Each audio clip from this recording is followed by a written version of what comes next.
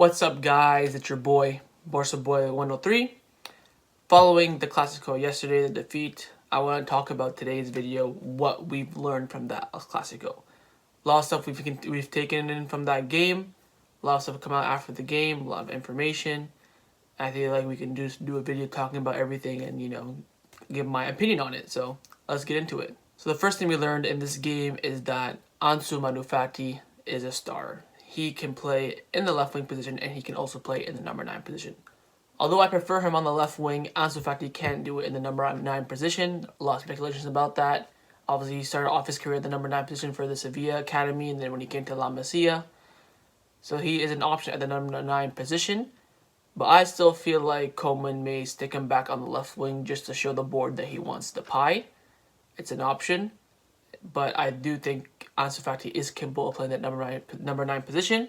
Mainly all depends on Griezmann. If he doesn't put any good performances in, then we may have to stick Ansu there and then have Dembele and Trincao out wide. But it's good to know that Ansu Fati can do a job there, and we'll see if he develops into a striker or if he'll stay on the left wing. For me personally, I'd rather have him as a winger. I think he's more of a threat down the wing, more so than a striker. But it's good to know that he's an option up front. So the second thing we learned from the El Clasico is that Dest is our starting right back. I do not want to see, again, Roberto at right back in big games. Against Juventus, it should be Dest. Against Real Madrid at the Bernabeu, it should be Dest. Against whatever team we play, that's a top team, Dest has to be the starting right back. He was absolutely brilliant. Rewatched the game yesterday. Oh, he was class. 19 years of age.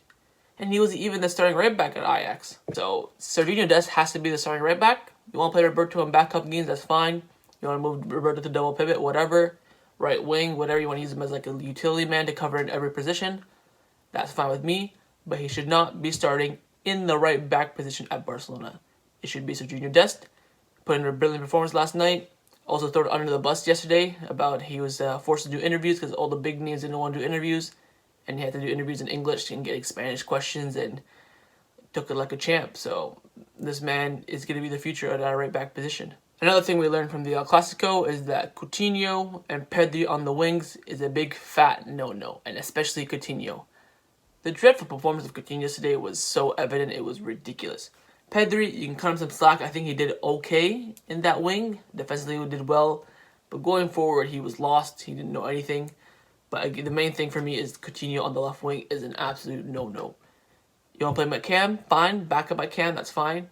Left wing, if we're desperate, if every winger we have is injured, fine. Other than that, he should not be playing in the left wing, Coutinho. That's easily like top 3 worst Coutinho performances I've seen. And in that top 3, they're all on the left wing. So Coutinho definitely shouldn't be playing on that left wing anymore. And the same for Pedri. Pedri didn't do that well on the wing either. I know he played on the wing a little bit at Las Palmas, but he was mainly as a cam there too. I think him and Coutinho should be the cam options, maybe Messi and Griezmann. But I don't see Pedri having a career in the wing at Barcelona. It's going to be in midfield for him as well.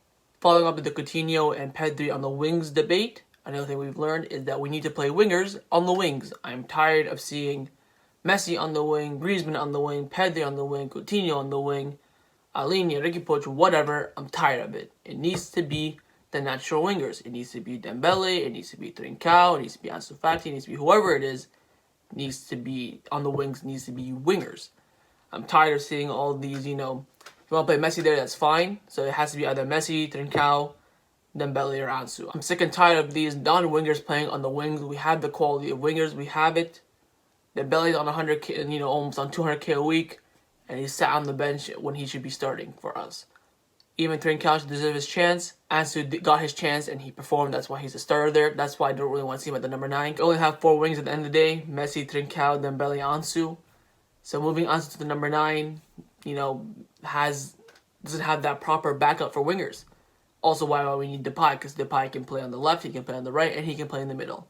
Very, very versatile in those 3 positions. But right now, we need to see natural wingers on the right. Again, no more Coutinho's at wings, except we have some massive injury crisis. Same with Pedri. Even then, if we had an injury crisis, I'd rather see Conrad de la Fuente or Alex Collado ahead of Coutinho and Pedri. It has to be wingers on the wings. No more midfielders on the wings. Another thing that we've learned is that Busquets and Pique should not be playing every single game this season, especially Busquets. I think Pique, if you want to play him maybe 70% of games, that's fine. Busquets should not be starter. Pique, you want to give him a starter, fine. That's, understandable. But I think Araujo should be getting a lot more minutes than he usually does. But Busquets shouldn't be a starter, man. Busquets, hard to admit, but he's past it. Especially in the system that Koeman plays, he does not fit it. And the fact that he's past, his prime, so it just exploits him in that sense because he doesn't have the speed, but he has the knowledge of the game. And in a double pivot, I just don't think Busquets is at his best. If you want to play him in a double pivot, in the Copa, against lower opposition in La Liga, that's fine. Against top-class teams, Busquets is not working that double pivot. Moving on from Busquets, the two that should be the double pivot at the moment should be Frenkie de Jong and Pjanic. It worked very well against Fernand Farosh in the UCL. Hopefully it does against Juventus, but these two are the next two double pivot up next in the lineup, so to speak. If that doesn't work, then it has to be Ricky Puig or Arlenia next. But I think that the De Jong Pjanic one will work. And I think Koeman needs to start playing it more. I think he should start it against Juventus as well. If it goes with De Jong and Busquets again, I'm going to be worried. Again, De Jong is playing out of his skin as well, and he's going to need some rest sooner rather than later. With the international break coming up, he's probably going to be playing, for Netherlands as well. But I do think that De Jong Pjanic is the, starting midfield going forward. Another thing we've learned from this Clasico is how desperately we need Depay and Eric Garcia. After Araujo, there's no backup option for the center backs. Can't really rely on Umtiti. I think Eric Garcia is needed. Depay is needed up front as well. Just seeing Braithwaite come on as a number 9 in a Clasico just doesn't give you any enthusiasm, doesn't give you any hope that you're going to win the game. And it's just sad to see that Barcelona have come to Martin Braithwaite being the number 9 and trying to come on and score a goal in the Clasico. He might be a great guy. He might give you all these knowledge and stuff on Instagram posts and Instagram stories, but at the end of the day, that's not what he's getting paid for. And Depay is desperately needed at Barcelona or any sort of number 9. And so is Eric Garcia. I think if we can make those two acquisitions in January transfer window, we would be a much, much stronger squad. And I would have a lot more hope than I do right now. Because right now, if I had to put money on it, it's a trophy of the season for me. I think this would be the first time in my Barcelona fan career that I would see Barcelona go 2 years without winning a trophy. I've seen them go 1 year, which was last year and the Tata Martino era. I've never seen them go 2 years without winning one, and it looks like it may happen. And to prevent that, I think we need to make at least 2 signings in January, which means that we're going to have to get rid of 2 players in our squad. I think the 2 players that need to go are Matheus Fernandes and Braithwaite. I don't think they bring any sort of contribution to the squad. So I think those 2 have to go out, and bringing Eric Garcia and Depay. And I think this team, or this squad, should I say, would be very, very strong and very competitive as well. And the final thing that we need to learn from the El Clasico yesterday is that Ronald Koeman needs to make his subs sooner. I cannot stress that enough. You cannot make triple substitution in the 80th minute. It will not be impactful at all. It's more impactful if you make a sub at halftime, sub in the 60th minute, a sub in the 70th minute, a sub in the 80th minute.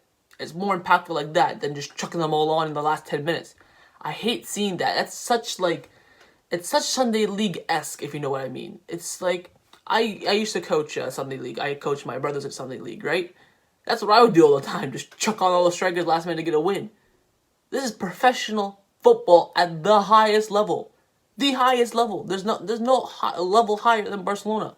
And he's putting out Sunday League tactics where he's just subbing on everyone in the last 10 minutes. He needs to space out his subs. He needs to utilize his subs. And also use your subs in the midfield. We have not seen Alinea this season. We've only seen Ricky Puig for 5 minutes against Getafe. We need to see more of those 2 players because they will make an impact in that midfield. Also, we need to see more subs in the defensive aspect of the game.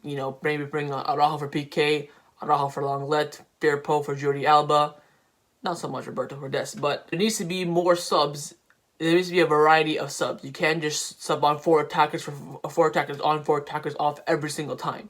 Even though in the Clasico yesterday he took out Busquets for Trincao, that was more of a tactical setup just to go for the game at the end of the day. He needs to be more tactical with his subs, more than just chucking out everyone the last second and just, he needs to plan out his subs. We all knew at halftime that Dembele had to come on. We all knew at halftime that Trincao needed to come on. It took this guy an extra 40 minutes to figure that out. That's my problem with Koeman at the moment. His starting lineups are good.